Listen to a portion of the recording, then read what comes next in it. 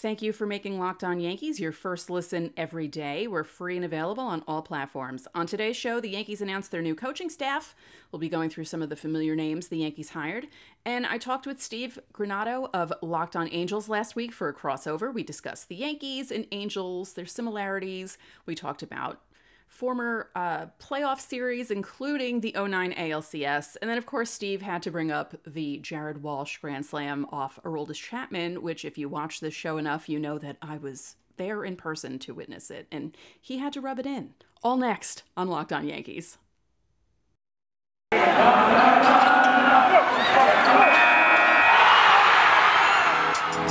You are Locked On Yankees, your daily New York Yankees podcast. Part of the Locked On Podcast Network, your team every day.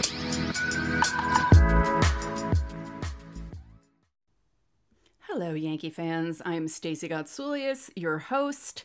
Abby is in California with her family. She will be on tomorrow's show, and we have a special guest with us for tomorrow's show, and I'm very excited. Actually, he might be around for Friday's show as well, so look out for that. Just wanted to give you a heads up on that.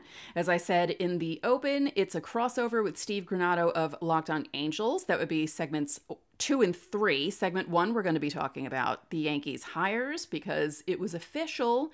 They officially announced the coaching staff. Aaron Boone had some things to say about those guys, and I have some thoughts about one of the guys that the Yankees hired. But before we get into that, you can watch us on YouTube, subscribe, like. We're getting close to 700 subscribers, so thank you for that. We appreciate it. That's awesome. I never thought that we would ever get that high, so I appreciate that a lot. Thank you. You can listen to us in Apple Podcasts, Google Podcasts, Odyssey, Spotify, Stitcher. You can tell your smart device to play podcast Locked On Yankees. Anything else? I don't think there's anything else. I think I got everything. Yes? Right. Okay. So the Yankees announced their coaching staff, made it official just before Christmas. By the way, it's 12/22/21. Now, if you're in the United States, that's a palindrome. If you're everywhere else, it's not. Kind of cool. I like numbers like that. And I still, it's funny. I still can't believe we're in the year 2021 and we're not that far away from 2022. So, hope you all got your Christmas presents done. I actually did. I can't even believe I did it this early. That never happens. So the coaching staff. Aaron Boone, obviously, is coming back. Matt Blake is coming back. Mike Harkey, or, the other CC, because people always confuse him and CC Sabathia, although not anymore. If you look at what CC Sabathia looks like right now, the dude is jacked. Jacked and, I don't want to say anything, though. I don't want to say what some people have said. Why couldn't he do this during his playing career? Why was he so heavy? Look, he decided in his retirement to get into shape, and hey, he looks great. Good for you, CC. So yeah, Mike Harkey during Players Weekend, when they used to have that, would have on his jersey not CC, because he's a big dude. I don't know if you guys realize how big Mike Harkey is, but he's a big dude. Let's see. The assistant pitching coach, Desi Druschel? I'm not sure how to say that, Desi. I'm so sorry, but Matt Blake is coming back as pitching coach. Your hitting coach is now Dylan Lawson, and your assistant hitting coaches, Eric Chavez and Casey Dykes. Luis Rojas, Abby and I spoke about this. He is the third base and outfield coach. First base and infield coach is Travis Chapman, and your quality control and catching coach. Quality control? Like quality control at a restaurant? Tanner Swanson. Now, the person I would like to talk about is Eric Chavez. As you know, Eric Chavez had a pretty long major league career. Yes, it was derailed by a lot of freaky injuries. He had some when he was with the Yankees for that brief time, but dude was a good player.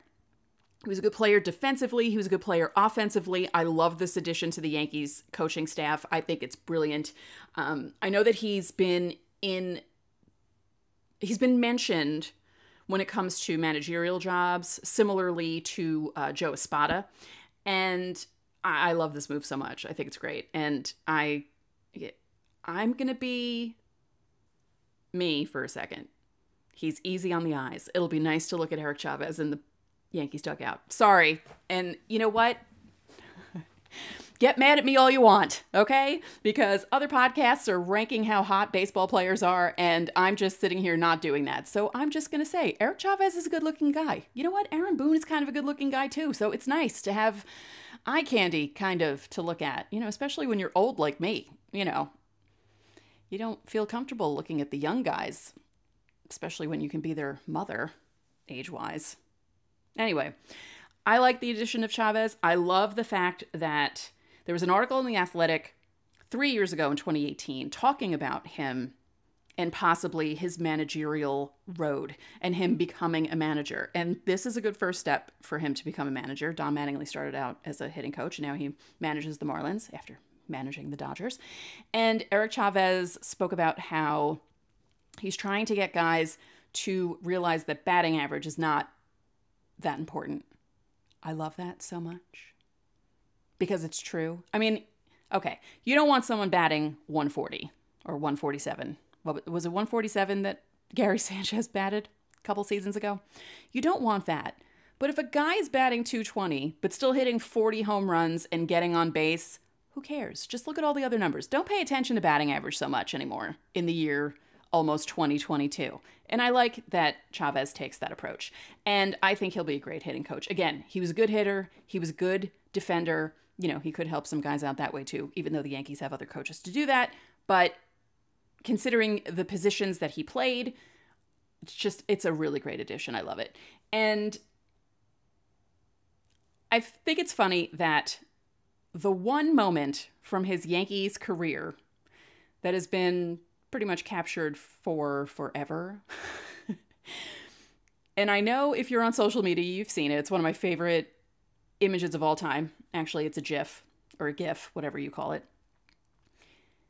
He hit Cody Epley in the head with a ball. He was throwing it back to him. Epley wasn't paying attention, and it boinked Epley on the head. And yeah, if you put in Eric Chavez in Giphy, I think it comes up right away. And yeah, that's one of his crowning achievements as a Yankee. I don't know if that's good, but anyway, good addition to the coaching staff. That was the big news that came out. And yeah, I'm happy about that. I'm not happy about Aaron Boone being back. You all know that. What can you do? So maybe this coaching staff will be, not that the other guys were bad. Phil Nevin, okay, maybe, because so many guys were thrown out at home. But I don't really think it was Marcus Timms' fault that the Yankees couldn't hit last season. So there's going to be a lot of eyes on Eric Chavez. And who's the other one? Casey Dykes. There's too many coaches. So many of these teams have multiple, there used to be one hitting coach. There used to be one pitching coach. There used to be one of this, one of that. And now there's multiples. And I get it. But it's just, that's a lot. Anyway, speaking of a lot, no, it's not a lot. This isn't a lot. We're talking about Built Bar. Built Bar is the protein bar that tastes like a candy bar. Actually, it tastes even better than a candy bar. Let's get real. And it's amazingly low in calories, sugar, net carbs, and fat, but it's high in protein. So you get the best of both worlds. They're delicious and they're healthy. And there's so many good flavors that you'll have a hard time choosing. As I always say, and Abby makes fun of me, mint brownie is my favorite. I also like double chocolate, and the peanut butter brownie is really good. And Built Bar gives you extra fuel that you need. I know I eat it before I exercise during the day, either if I'm on the bike or if I'm doing bar or Pilates. It makes me feel good. Sometimes I eat them for breakfast. Sometimes I even eat them as a meal replacement for lunch with something else. So they're fantastic. And you can dip them into hot chocolate. What's better than dipping a chocolate-covered bar into hot chocolate? I don't know. But anyway, you can go to Built.com and you can use their promo code, or our promo code, LOCKED15, and you'll get 15% off your order. And once you order with Built, you will get alerts about new flavors. And let me tell you, some of the new flavors that they come out with, like specialty flavors, are so good that I can't even use proper words to describe how good they are. So again, go to Built.com, use our promo code LOCK15, and you'll get 15% off your order. Thanks again for making Locked On Yankees your first listen. We're available on all platforms. So here's part 1 of my crossover with Steve from Locked On Angels. And it is interesting, the similarities between the Angels and the Yankees. And we get into that during this crossover. So here you go. Gotsulias of Locked On Yanks here today to chat Angels Yankees. Stacey, how you doing? I'm good. How are you? Oh, it's lockout time. And you know what, Stace? I miss baseball right now. And so it's been rainy here in California the last couple of days. It's been very gloomy and California cold, which is like dipping into the 40s at night. And I miss summer more than I've missed summer in a very long time. I don't know how it is where you are, but I really miss the summer. It's actually warmer here than it is there, which is really strange. The weather in December has become such an odd experience because I'm complaining that we keep hitting the 60s. There are tornadoes breaking out in places where tornadoes shouldn't be hitting in December, and California has rain. I mean, I heard that San Diego was having rain. San Diego? Like, what? Yeah. It rained pretty good here, too, and we've also been getting a ton of Santa Ana winds, which has just been a nightmare. So, yeah, good times. But I think it's because I'm talking so much baseball and we're still 5 days a week. This is the last episode that comes out for us on the 5 days a week. So maybe that'll help curb my my missing summer feelings. But let's talk Yanks and Angels. And what I want to talk about here is let's compare these teams a little bit. I feel like the Angels and Yankees are like in a very similar situation.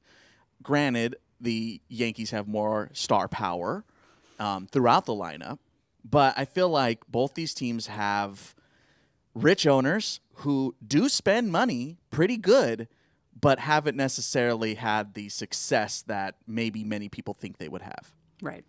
Yeah. The Athletic, Ken Rosenthal and Lindsay Adler wrote an article about the Yankees and how they should spend when the lockout's over. Because, Hal's on that committee of owners who are, I guess, going to be part of the negotiations for the lockout. And I guess I understand why he didn't do much before the lockout because, Hal and his precious luxury tax stuff, God forbid the Yankees go over it. An MLB agent described the Yankees or Hal running the Yankees like a Broadway show. You have all this star power, you have high price tickets, and generally it's a good show. And occasionally you'll win a best show Tony, but it doesn't happen all the time. And it's like, Yankee fans are notoriously impatient, and the Yankees haven't even been to a World Series since they won the World Series in 2009, which, Thanks. Fans of other teams, laugh at Yankee fans for being upset about a 12-year drought compared to other teams that have never won, teams that have never even made a World Series. You know what I mean? We're just spoiled brats at this point. But it is disappointing. I feel like Hal is capable of spending, but doesn't spend in the right way. Like Cole, we were happy about Cole because that's the way we expect the Yankees to go after a free agent. And that's Thanks again.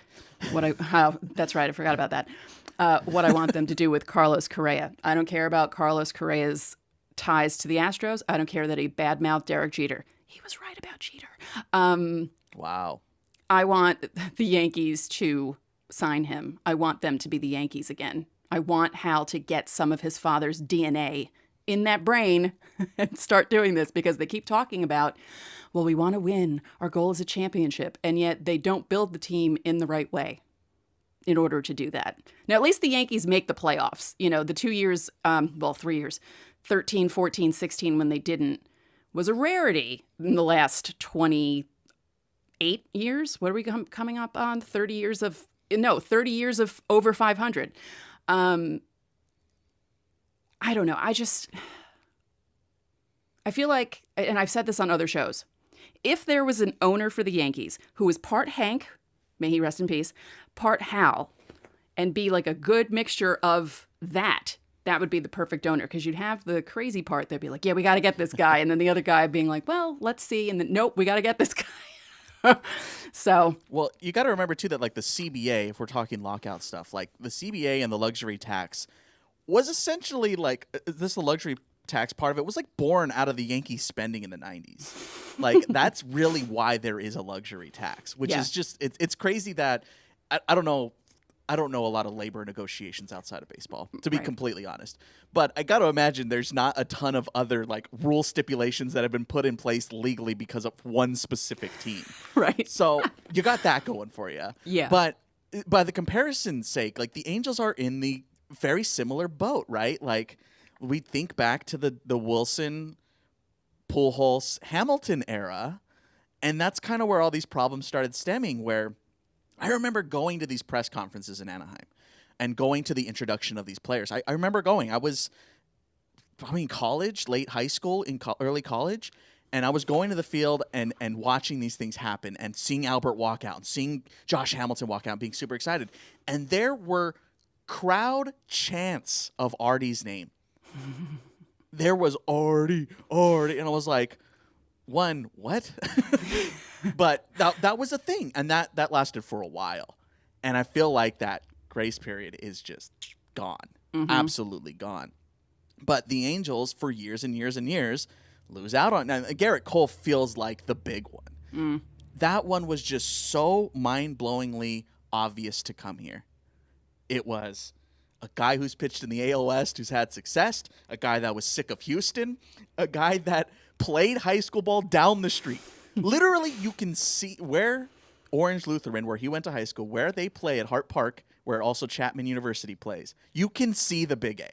Wow. Like, that is how close you are to Angel Stadium. So it just made total sense. And when I know the Yankee fan for life sign and that whole thing blew up, right?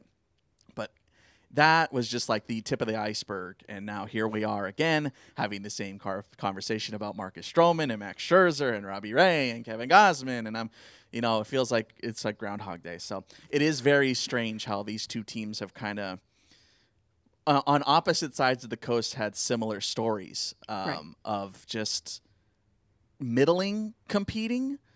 The Angels have had much less success, but I think what happens with the Yankees is a lot of times, or for especially this era, is your fan base is just so used to a century of success. Right. It's very hard to go, hey, the Yankees are rebuilding, and especially with your type of fan base, no offense. Oh, there's never going to be a true rebuild. They can't do. People always joke about never say it. Right. Like 2013 and 2014 was like a light rebuild, but really compared to the early 90s, which was a real complete rebuild, overhaul, everything, which led to the dynasty.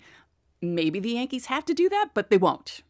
They won't ever. You won't see, you've seen Boston do it how many times, and it's led to championships. They were horrible in 2012. Then they come back the next year, win a World Series. Then they're kind of middling a little bit, and then they come back, win 2018. And the Yankees just don't allow themselves to do that now. And, I mean, personally, I would love for the Yankees to have a really bad season just to see how people would react. Because, Nick Turturro, the actor, he tweeted in all caps at some point this season that this was the worst Yankees team he's watched in 50 years, which, no.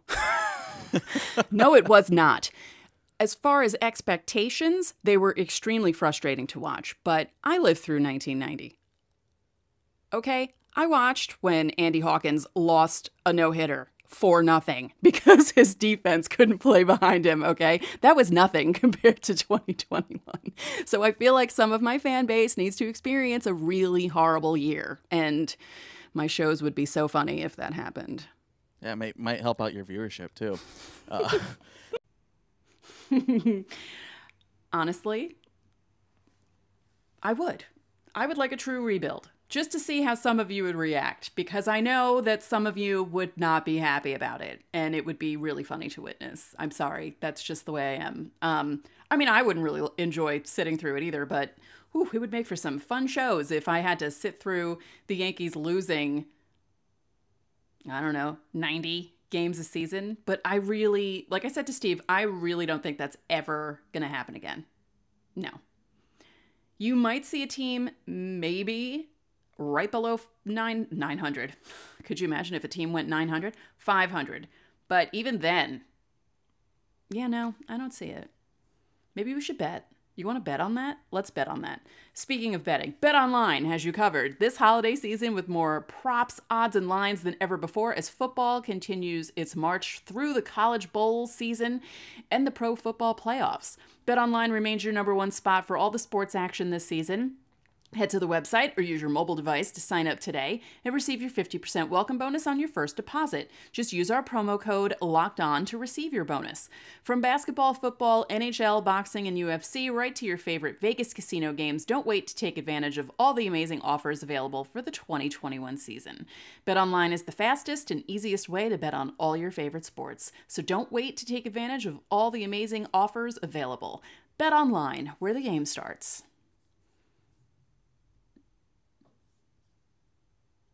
So I am sitting here waiting for part 2 to process because it is taking forever. So the quote by Eric Chavez about batting average, I'm going to read that to you because it is fantastic. This is what he said. There's certain things that I thought were valuable that are not valuable, like batting average. We're trying to get some of that old thinking out of our players' heads. Some people are not happy with that quote. I don't understand why not. I think it's great, and I think it's true. And speaking of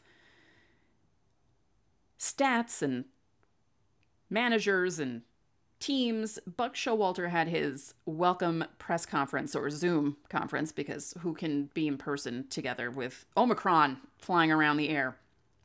And he was talking about how he does embrace analytics, so everyone who thought that he didn't is wrong. So, yeah, maybe the Mets did really get their man, and maybe things will be really good for them in 2022 if 2022 happens. Again, with Omicron flying around, it may not be as severe as Delta and other variants of COVID-19, but it is flying around really quickly. So here we go, part 2 of my crossover with Steve from Locked On Angels. In the Angels fan base, and I have talked about this on this show and have polled our audiences, when the Red Sox moved into the playoffs, Angels fans were rooting for the Red Sox over the Yankees, which I could not even fathom. I don't get it. The Angels and Red Sox have had the quite literal darkest history dating back to the mid-'80s. Very, very dark, that we don't really get into on this show because it's honestly a little too dark. Mm-hmm. But if you are like me, a dirty millennial who has lived through the 2000s era of Angels Red Sox, I mean, the Jonathan Papelbon's face and the zoom in from TBS's camera still haunts my nightmares. And the John Lackey situation, and Jason Varitek, and the Manny Ramirez home run. All these things just completely live rent-free. Mm-hmm. So when Angels fans are going, we hate the Yankees, and I get it because there are tons of Yankee fans, especially here in Southern California, and they bombard Angel Stadium. But I don't have the hatred for the Yankees. I don't know why. Maybe it's because I always respected Derek Jeter. I respected Jorge Posada. Growing up as a kid, I respected them as a baseball player, and I loved watching them play. But what is there like? And I don't think there's any hatred on the Yankees fan side towards the Angels, right? There's nothing there. Not anymore. We didn't like you in 2002 and 2005, but once 2009 passed, it was like, okay, we finally got that monkey off our back. But I will Quite say, literal. Yeah, Quite I literal know. Yeah. Well, speaking of that, I went to Anaheim in 2004. I was a +1 on my friend's business trip, and we sat in the dugout suite next to Scott Boris's dugout suite. So we were almost right behind home plate, and it was the Angels against the Tigers. It was one of the best baseball experiences I've ever had in my life because I felt like a rich person. And there was a foul ball that went straight back. And there was maybe this much room between the net that joins the net that goes up.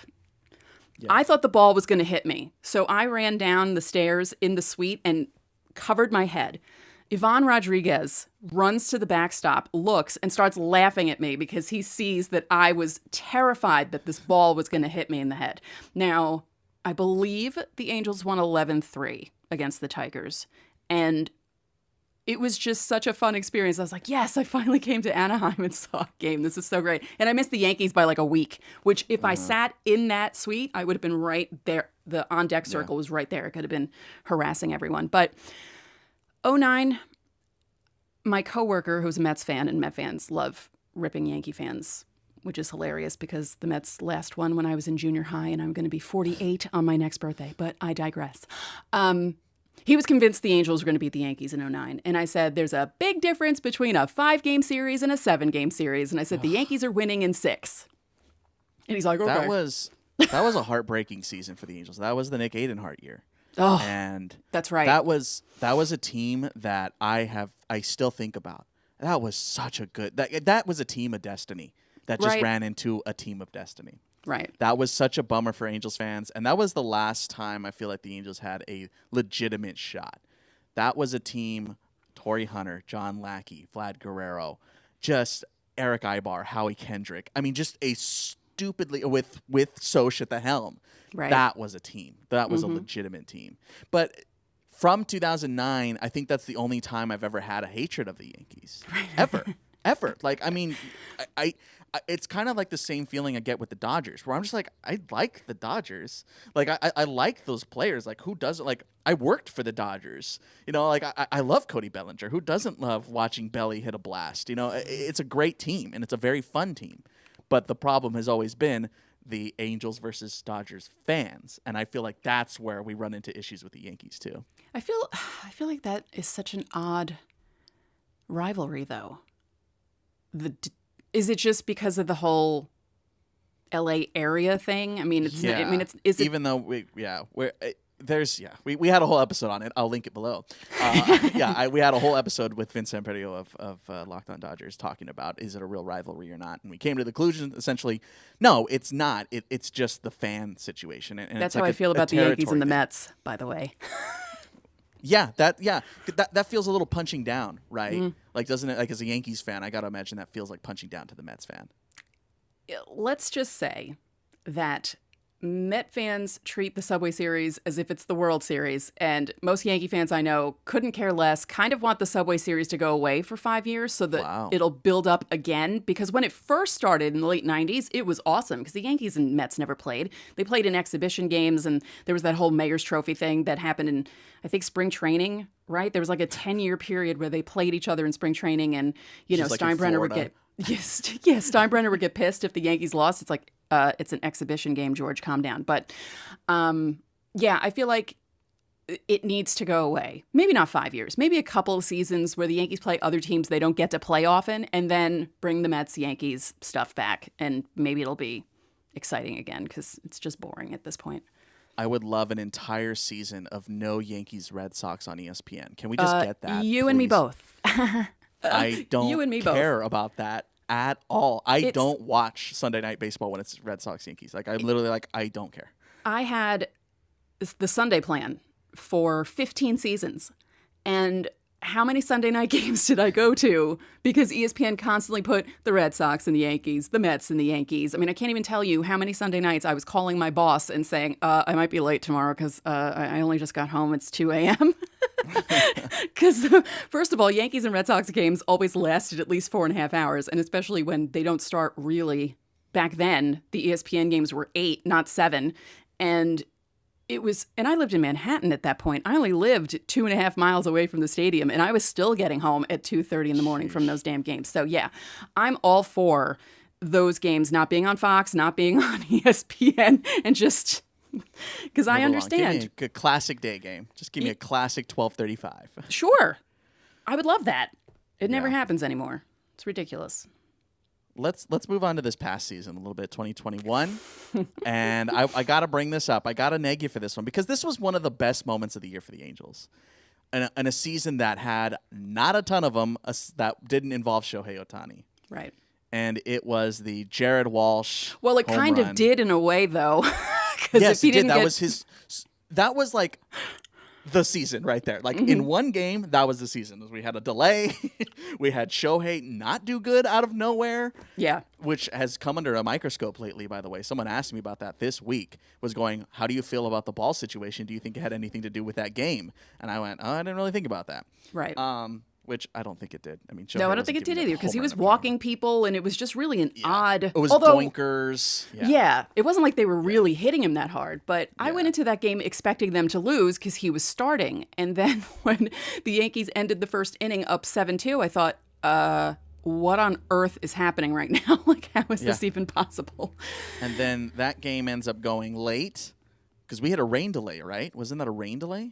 2 rain delays. It was so late, I wasn't watching anymore. Like, it was late here. Yes. Like, in California. And I was like, all right. I also wasn't covering Locked On Angels at that point. So yeah, I think I got home at 2:30 that night. Sheesh. Yeah. But, so you were there that night. Mm-hmm. Yes, I was. The Walsh homer. I called Walsh it. slam. I called it. Okay. off Aroldis. I knew it. Was, again, that home run and then Joe Adell's slam in Detroit are the 2 big moments of the season. They were when the Angels won that game in New York. That was the moment where all Angels fans are going like, maybe we got a shot. Obviously didn't work out, but does Jared Walsh now haunt your dreams like really. Jonathan Papelbon does to me? No.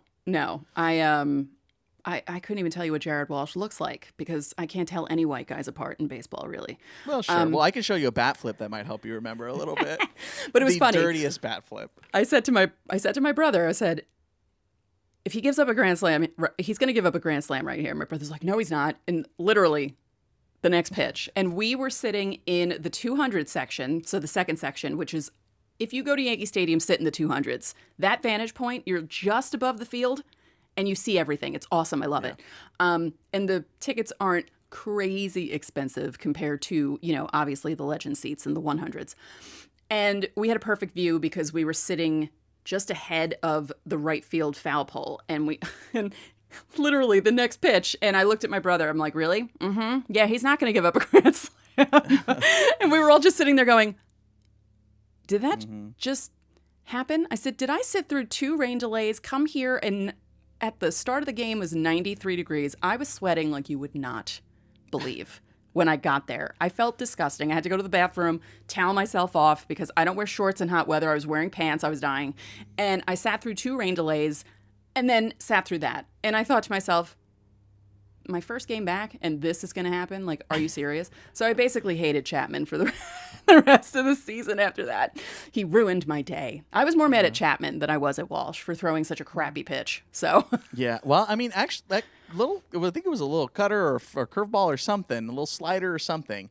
Walsh went out and got it, man, and he was hitting he hit breaking ball stuff pretty good in 2021. So lots of upside for Jared Walsh. That was again, I feel like that's a perfect story, a perfect storm and story for both of our seasons. I feel like that is both Angels and Yankees in one game right there. Just like, all right, we just took it to Shohei Ohtani and then 2 rain delays, Jared Walsh, and then Luis Rengifo delivers the winning hit. That is just perfect on both storylines. I love it. It's great. Yeah. Baseball's great.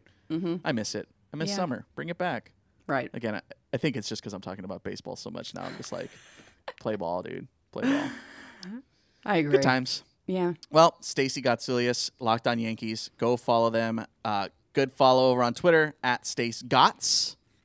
Fun time. Good little Twitter handle. A little more creative than mine at Steve Granado. But thanks for joining us. Thank you for having me. So that was a fun conversation, even though I had to relive that night. Oh, Aroldis Chapman ruining my... It really was. It was my first time back at Yankee Stadium in almost 2 years. And yeah, that wasn't fun. What are you going to do? Anyway, so tomorrow's show, as I said, Abby will be back. She's out in California visiting her family for the holidays, and we have a special guest who will be joining us on the show tomorrow, and I'm very excited. And he might be joining us on Friday's show, depending on how long we talk tomorrow, so that'll be fun. And, yeah, and then we go to Christmas, and we're officially down to 3 shows a week until spring training, whenever that happens. So, yeah, just wanted to give you that heads up, and I'll let you know weekly what days we'll be recording so you kind of have an idea, but we don't have a set 3 days right now just because of scheduling and stuff. But I just wanted to give you a little bit of an update. So that's what's happening with that. Again, Abby will be back tomorrow. Yay! I'm so excited. She made it out to California, safe and sound, thank goodness. Yay. And as we said on the show last week, her roommates had COVID. She did not get COVID, and she was able to fly out to California. So she's good. She's healthy. Everything's good. So that's it for this episode of Locked On Yankees, which is part of the Locked On Podcast Network, your team every day. I'd like to remind you that you can listen to this show in Apple Podcasts, Google Podcasts, Odyssey, Spotify, Stitcher, or anywhere else you get your podcasts. You can watch and subscribe to us on YouTube. And when you get into your car, you can tell your smart device to play podcast Locked On Bets. Now make your second listen of the day Locked On Bets, your daily one-stop shop for all your gambling needs. Locked On Bets is hosted by your boy Q, with expert analysis and insight from Lee Sterling. One more thing, if you could be so kind, please rate the podcast and spread the word about this podcast to your fellow Yankee fans. We would really appreciate it. Enjoy your Wednesday, and Abby and I will talk to you tomorrow.